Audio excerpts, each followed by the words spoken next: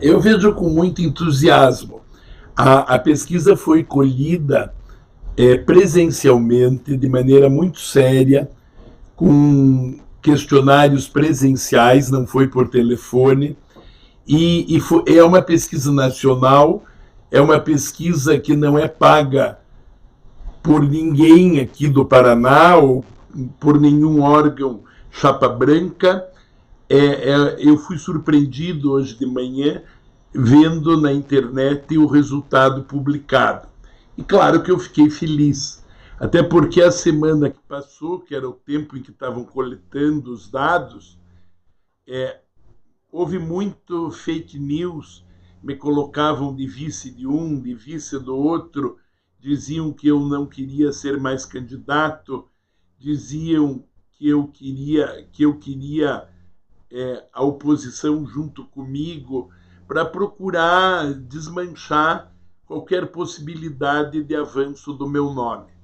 Mas, referendado pelo MDB, inclusive com uma nota do presidente nacional do partido, o deputado federal Baleia Rossi, e com uma nota do deputado estadual, presidente estadual do partido, deputado federal Sérgio Souza, eis-me aqui, candidatíssimo, já de convenção marcada para o dia 2 de agosto, e já conversando com outros partidos para nós chegarmos a uma composição de chapa para o pleito desse ano. O nome do meu concorrente principal ficou muito evidente por muitos anos como personalidade contrária ao poder instituído, ao presidente da República, e também por muitos anos como personalidade protagonista do rumoroso caso Lava Jato. E eu fiquei sempre mais conhecido pelo que eu sempre fiz, que foi cuidar de Curitiba e da região metropolitana, embora eu tenha sido também presidente estadual da Coapar, a Companhia de Habitação do Paraná, e também eu tenha sido várias vezes secretário de Estado no governo do ex-governador Jaime Lerner e no governo do ex-governador Requião, e agora, recentemente, secretário de Estado no governo Ratinho Júnior. Então, chegando a um índice de 20% no começo do campeonato, eu só posso ficar feliz.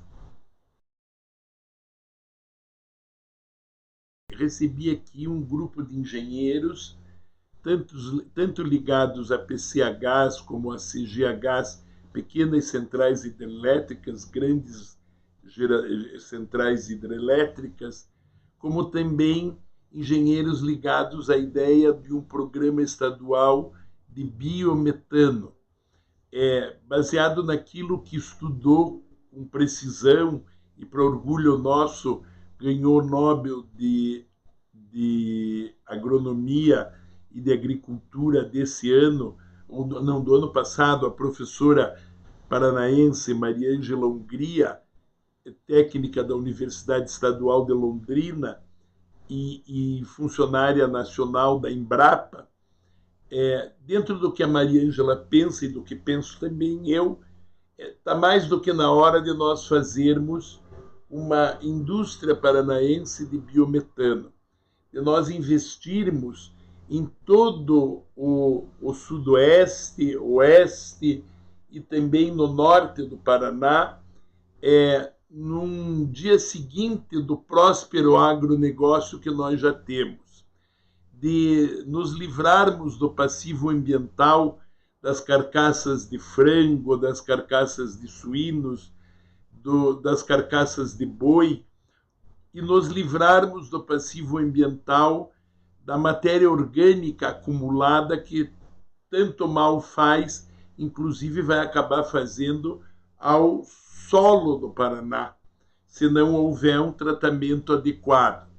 Então, é nossa vontade criar uma cadeia produtiva pro biometano através de muitos biodigestores, mas também criar uma cadeia produtiva para criar frotas públicas de transporte coletivo em todas as cidades grandes do Paraná, de transporte de cargas em direção ao porto, para que o agronegócio vá e volte em veículos com combustível verde, e até sonharmos, por exemplo, numa isenção de pedágio para quem transportar cargas verdes com combustível verde. São coisas que eu estou tentando colocar no meu futuro programa de governo, e é claro que tudo pede ainda aferição, mas como nós somos feitos da mesma matéria dos sonhos, e como eu já sonhei uma pirâmide solar para Curitiba em cima de uma usina de lixo, eu acho que eu tenho o direito de sonhar tudo o que eu quiser e vou fazê-lo, porque todo mundo sabe que se está difícil para os outros, eu sou especialista em dizer: se está difícil para você, deixa que eu faço. Eu vejo com entusiasmo, porque nada se compara a um cérebro que lê. Eu vejo o IDEB avaliado como muito bom, mas eu acompanhei pessoalmente a evolução da educação em Curitiba, através da rede municipal de ensino, com a professora Maria Silvia Bacila, que foi a minha secretária de educação, que depois saiu de Curitiba para a consultoria da Unesco. Nós ganhamos o prêmio de melhor escola pública do mundo em 2024. E a minha secretária de educação agora está em São Paulo, cuidando dos programas de pedagogia do estado inteiro de São Paulo e da capital de São Paulo. Então, eu acho que nós podemos avançar sempre mais, porque nada se compara a um cérebro que lê. Nós temos que acomodar um grande programa de letramento e de acompanhamento das crianças para que tenham um letramento perfeito, com um programa de letramento eletrônico ou de letramento para a inovação. E não tirarmos da cabeça de que as crianças precisarão sempre do cérebro que lê, porque não existe uma inteligência artificial para construir o futuro. O próprio Papa Leão XIV está aconselhando todos os pais, todas as famílias e também todos os pastores, os sacerdotes, os padres, está aconselhando no sentido de que uma coisa é a inteligência natural, que é a que brota do espírito humano e que gera o humanismo. A outra coisa é a inteligência dos algoritmos ou a inteligência artificial. Os algoritmos nunca serão éticos. Então, a minha escola pública será pública, gratuita, generosa, contemplando os piás e meninas do Paraná de maneira a que tenham o máximo para serem os mais educados do país, mas, sobremaneira, ela será uma escola pública muito ética, muito voltada para que meninas e rapazes do Paraná sejam éticos, porque se entra só em copiar coisas de algoritmos artificiais, pode vir também uma sociedade que não seja humanista, que não seja ética. Então, os professores sabem que podem contar comigo, sabem que eu sou Rafael dos Faróis do Saber, que pontuaram todas as esquinas de Curitiba, que o prêmio de cidade mais inteligente do mundo que foi dado a Curitiba foi dado sobremaneira pela qualidade da nossa escola pública, pela robótica da nossa escola pública. Não sei se sabem aí no interior, mas em Biblos, no Líbano, onde nasceu a Bíblia, os meus curitibinhas da Escola de Filhos de Ferroviários Durival de Brito ganhou o Prêmio Mundial de Robótica. Então, tem muita coisa que nós ainda podemos conquistar, e e nós vamos dar às crianças o que há de melhor. Tudo tem que ser feito com uma regulação muito consciente, para que o paciente que precisa do hospital de ponta, na ponta do sistema do SUS, não seja barrado no meio do caminho. É muito importante que a regulação tenha uma atenção regionalizada. Por exemplo, a cidade de Palmas talvez merecesse uma regional de saúde e acho que precisa, porque se cada grande cidade tiver uma central de regulação, daí nós vamos poder distribuir as necessidades e os anseios para cada hospital próprio de cada local. Se, por exemplo, tem uma especialidade em Pato Branco que não tem em Beltrão, nós vamos encaminhar os pacientes regionais para Pato Branco. Se abrirmos uma outra especialidade ou um outro tipo de serviço em Palmas, vamos encaminhar para Palmas. Ponta Grossa, por exemplo, tem hoje fila de espera para crianças que precisam de neuropediatria. Tem 1.117 pessoas esperando para entrarem numa consulta de neuropediatria. Isso me disseram ontem aí em Ponta Grossa. Quem me disse até foi uma vereadora da cidade. Então, tudo que a gente puder fazer para que a saúde não despeça ninguém de mãos vazias e para que as pessoas todas tenham acesso ao médico e à saúde, e para que também exista a telemedicina que existe em Curitiba hoje, possa isso ser feito para o estado inteiro. Por exemplo, como é que é a telemedicina de Curitiba pelo 33509000?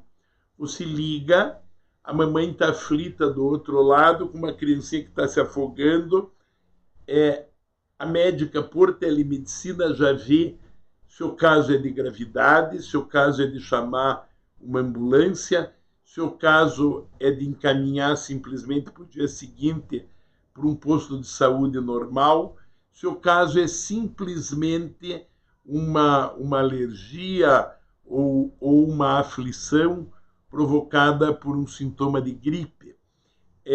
A médica, pela telemedicina, tem condição de ver quem precisa de ambulância, quem precisa ir para um hospital geral ou quem simplesmente pode ser acolhido dentro de casa. Então, eu acho que nós podemos trabalhar muito com centrais de telemedicina, sobremaneira para as cidades menores, a partir de centrais de difusão do conhecimento e do atendimento nas cidades maiores. O mundo inteiro é caminho de tráfico de drogas, né? Baseado na ideia de que há países produtores e há países consumidores em massa, né? E há um mercado muito forte que precisa também ser coibido. Então, o que é muito importante é criar grupos GGIs, grupos de gestão institucional, como existe na fronteira de Foz do Iguaçu, um grupo de gestão institucional de segurança, deve haver uma em toda a fronteira do Sudoeste, lá em Barracão, em Santo Antônio do Sudoeste, mas deve haver também em Guaíra, como tem que haver lá em Paranaguá, que hoje é uma das cidades mais violentas do Brasil, parece que uma das 10 mais violentas do Brasil. E tem que haver também na capital do estado, e tem que haver também em Ponta Grossa, e tem que haver também em Guarapuava, e também em Pato Branco, em Beltrão, e também em Londrina, em Maringá, em Umuarama, em Foz do Iguaçu, sobremaneira. Quanto mais a gente puder usar a tecnologia, é melhor para todos nós. Quanto mais pudermos ter muralhas digitais, como a que eu fiz em Curitiba, inclusive com leitura facial com os sistemas de apropriação dos cadastros da segurança pública por instrumentos externos ao sistema oficial de segurança pública, nós podemos chegar a uma medida de virtude de tornar o Paraná cada vez mais seguro. Mas isso passa também por um efetivo de polícia que tenha um gatilho, que quando diminui, por exemplo, de 15 mil policiais militares necessários, já imediatamente o governo abre um concurso para a gente não ficar nem um dia sem os policiais necessários. Hoje há uma defasagem de policiais necessários. Todos os governos, quando são eficientes, contratam muitos policiais. Eu me lembro que o ex-governador Beto Richa me disse outro dia que ele autorizou 3 mil policiais. O senador Álvaro Dias, quando governador, autorizou outros tantos mil. Hoje está faltando policiais no Paraná. Não cumpre o número que é exigido pelos dispositivos formais dos protocolos das Nações Unidas. Por mais que tenha bem feito o governo Ratinho, comprando viaturas, comprando armamentos, comprando inteligência, comprando sistemas de informática, mas ainda falta muito para fazer. E eu lhes asseguro, a Muralha Digital de Curitiba, da Prefeitura de Curitiba, que é a minha, é muito melhor do que a do Hudson lá no governo estadual. É muito mais forte.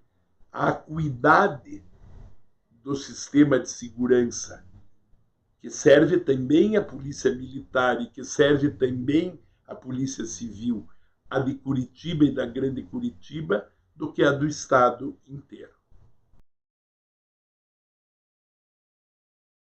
Agora, quero lhes dizer o seguinte, nada contra o Ratinho, bem-aventurado e bendito seja o Ratinho, termina o governo muito bem, é o mais popular do sul do mundo, Deus o abençoe. Mas eu tenho certeza, tenho a ambição do juramento dos homens públicos de Atenas. Eu hei de fazer o Paraná, depois que eu tiver governado, melhor, mais bonito, mais justo e muito mais eficiente do que receberei do meu antecessor.